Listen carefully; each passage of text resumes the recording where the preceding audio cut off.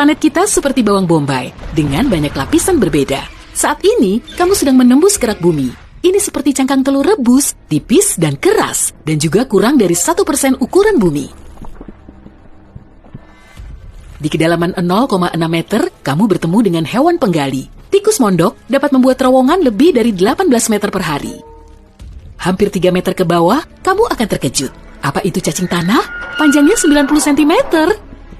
Kamu bergerak melewati 7 meter di bawah tanah. Jadi, kamu tidak akan melihat akar tanaman hutan tropis lagi.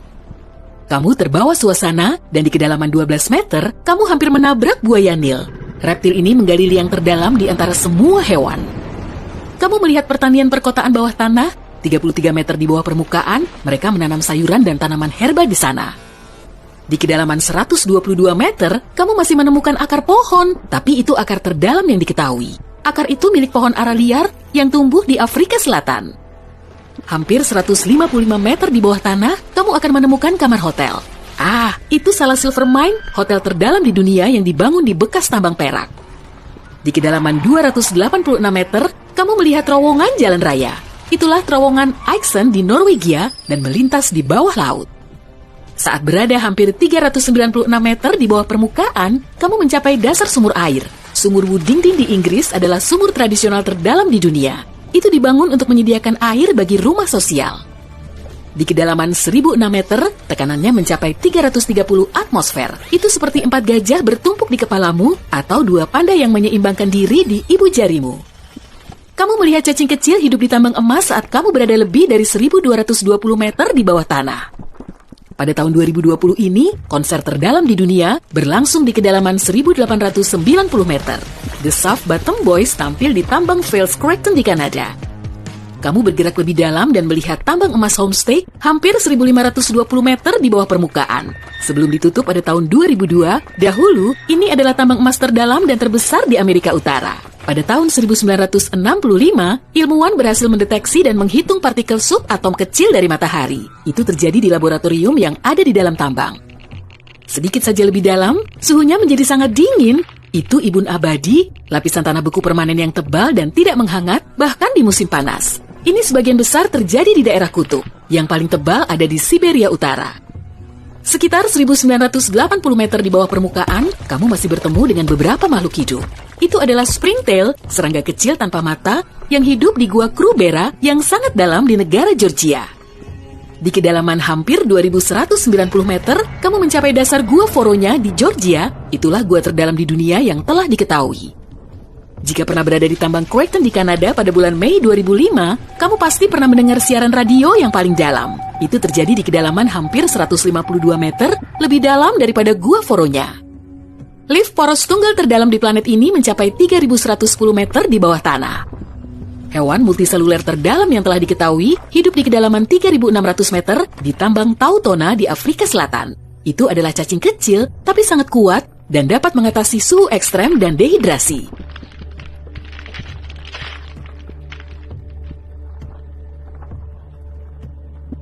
...6,5 km di bawah tanah adalah kedalaman rata-rata kerak samudra. Itu bagian dari kerak bumi yang terletak di bawah samudra, jauh lebih tipis daripada kerak benua. Di kedalaman yang sama, di Tiongkok Timur Laut, kamu bertemu dengan mikroba terdalam yang telah diketahui. Kamu akan melihat bagian bawah lubang buatan terdalam saat kamu turun ke kedalaman 3.660 meter di bawah permukaan. Lubang bor super dalam kola hanya berdiameter 23 cm. Tapi tekanan di dasarnya sama dengan 4.000 atmosfer seperti 54 gajah bertumpukan di kepalamu. Lebih dari 14 km di bawah permukaan, kamu akan berada di genangan batu cair yang sangat panas. Itu adalah ruang magma supervulkan Yellowstone di bawah Taman Nasional Yellowstone di Amerika Serikat. Kamu menggali lebih dalam. Jika terus seperti itu, kamu mungkin akan segera menembus kerak bumi. Kerak samudra biasanya memiliki lebar 5-10 km, sedangkan kerak benua bisa mencapai 45 km di beberapa tempat. Tapi meski kerak samudra lebih tipis, ia jauh lebih padat. Itu sebabnya ia mengapung lebih rendah di mantel daripada di kerak benua. Bagian paling tebal dari kerak bumi terletak di bawah pegunungan. Akar gunung tidak sepadat pegunungan itu sendiri. Jika kamu meletakkan bahan pembuatnya di atas air, itu akan mengapung seperti gunung es. Semakin dalam kamu pergi, semakin panas keraknya. Di batas mantel, suhunya bisa mencapai 400 derajat Celcius. Kebanyakan oven batu pizza hanya bisa memanaskan hingga 260 derajat Celcius. Namun, kerak bumi adalah bagian terdingin di planet ini. Di kedalaman sekitar 29 km, kamu mencapai batas antara kerak bumi dan mantel atas bumi. Mencengangkannya, di sana tekanannya mencapai 10.000 atmosfer, itu seperti lebih dari 130 gajah yang menyeimbangkan diri di kepalamu. Mantel adalah lapisan batuan panas yang membentuk 2/3 dari seluruh massa bumi dan 84% dari volume bumi. Tebalnya 2.900 km dan merupakan campuran besi, silikon, magnesium, oksigen, dan Play-Doh. Yang terakhir bukan sih. Batuan yang lebih dekat ke bagian dalam mantel bertekstur semi padat seperti permen karamel.